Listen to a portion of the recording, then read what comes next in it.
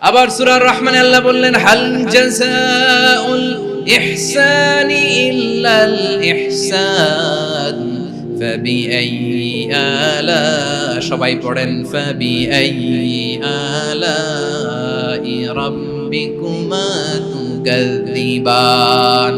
ইহসানের প্রতিদান হিসেবে ইহসানি হয়। বিশ্বনবী সুমামার প্রতি যেমন ইহসান করেছেন, সুমামাও ঠিক তেমন ইহসান ফিরিয়ে দিয়েছে। ঠিক কিনা বলেন? তাহলে এক নম্বরে হচ্ছে আদ, ন্যায় বিচার। দুই নম্বরে সবাই বলেন ইহসান, সদাচরণ। ইহসান দুই ধরনের প্রিয় ভাইরা, ইহসান ফিল ইবাদা, ইহসান ফিল মুআমালা। ইহসান ফিল ইবাদা হচ্ছে একাগ্র অনুভবে ইবাদতে ডুব দেওয়া, এর নাম ইবাদতের ইহসান। সুবহানাল্লাহ পড়ুন। বিশ্বনবী বলেন ইহসান মানে কি জানো নাকি?